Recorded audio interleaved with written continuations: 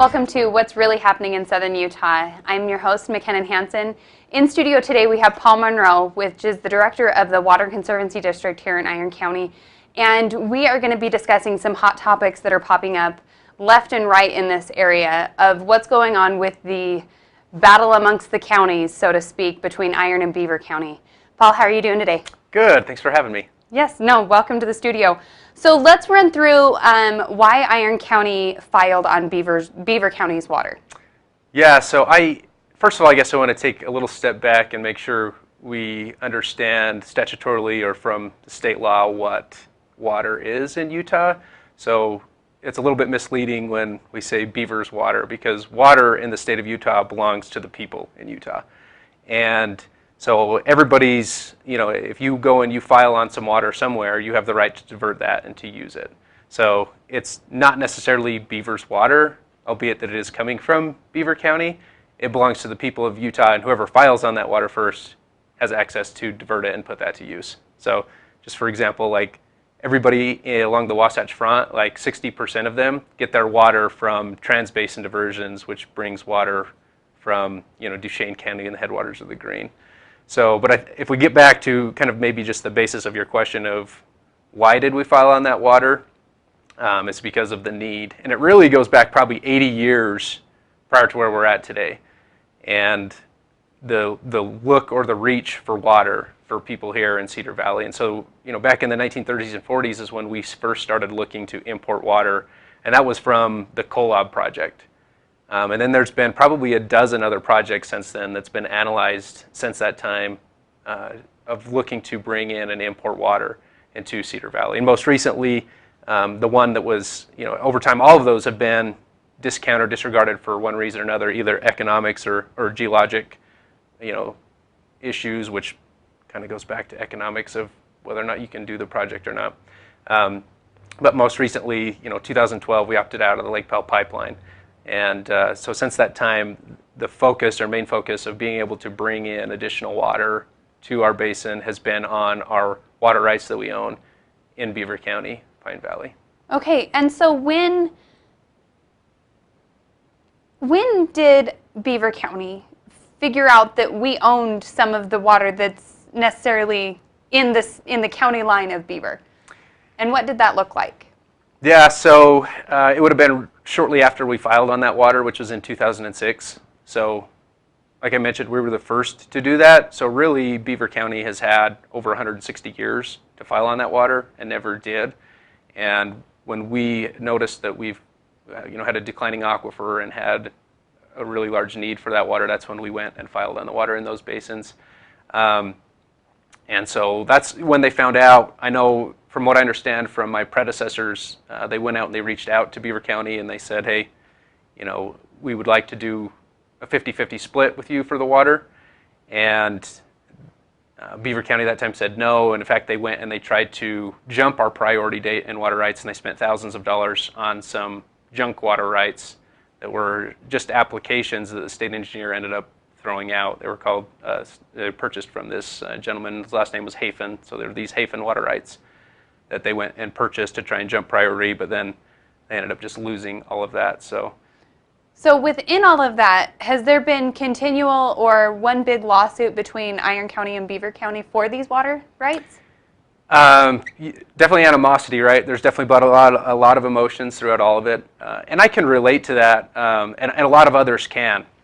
You take, for example, like the Sevier River. The headwaters of the Sevier begin on Cedar Mountain and in Kane County, and they travel through like 8 counties. They go through Garfield and Paiute and Sevier and Sanpete. And back in the early 1900s, there was a smart guy in Delta that went and filed on all those water rights. So now everybody that's along that river system, they're really frustrated, right, that they have to watch water go by because somebody filed on that water first. In fact, I grew up at a ranch in Scipio, in the Scipio Valley. And you can't drill a well in the Scipio Valley because they claimed the underground water rights flowed into Delta as well. So, and my whole life growing up, there was still this large amount of emotion and discontent with people of Delta that, oh, they stole our water or took our water.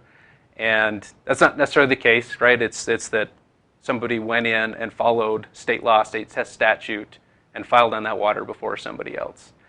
But that's just the kind of the emotional side of it. We feel like we have gone through and done everything accurately and according to state law to do that. But the lawsuits really didn't begin until after the state engineer made his decision, which was in 2014. And that after he made his decision and awarded the water rights basically to the district because according to state law, we were the ones that could receive those. And so they filed a lawsuit against it. And then there were two other entities that had joined in that as well. There was SITLA, which is state lands, state trust lands, and then also Utah Alunite, which was a potash mine that was going to do a fertilizing mine up there.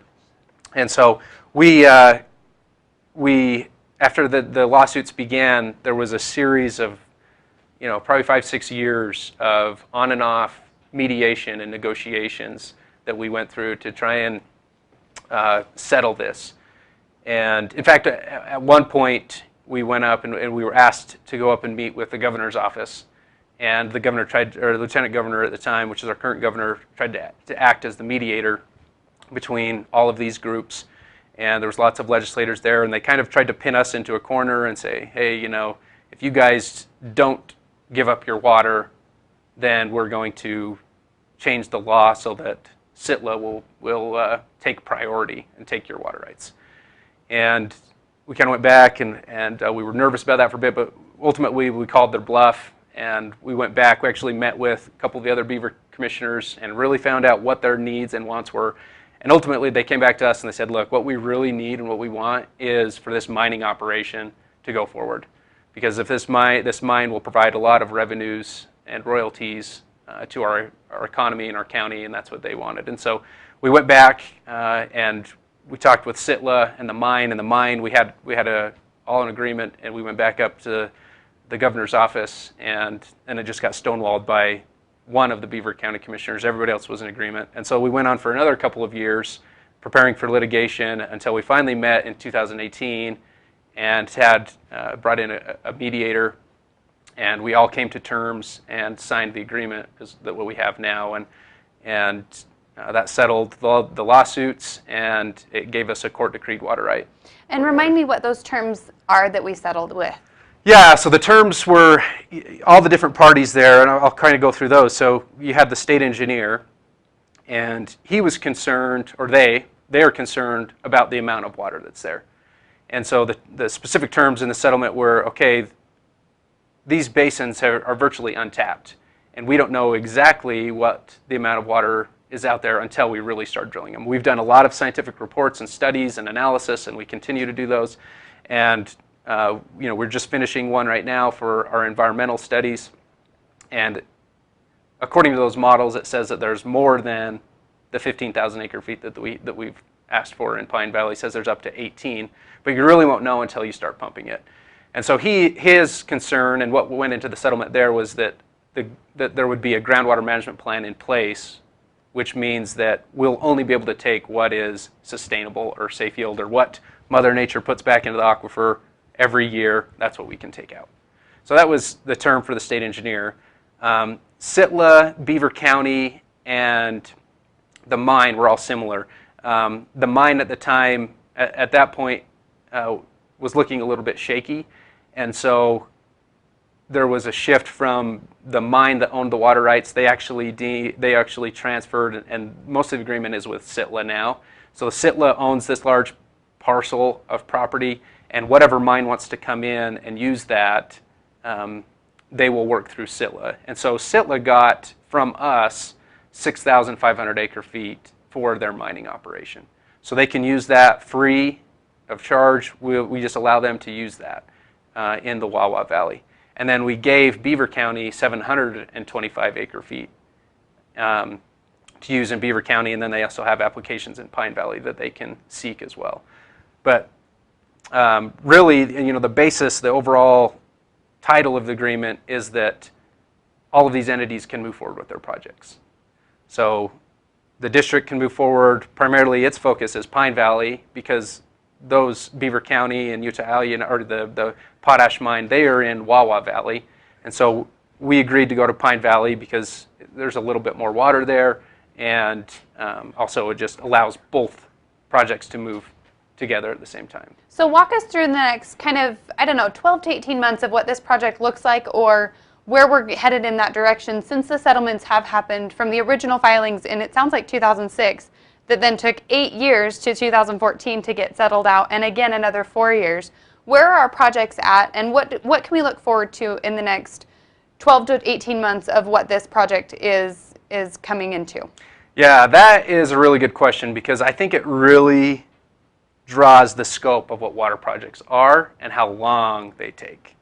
And that's another reason why we have water conservancy districts, is because most water projects are generational.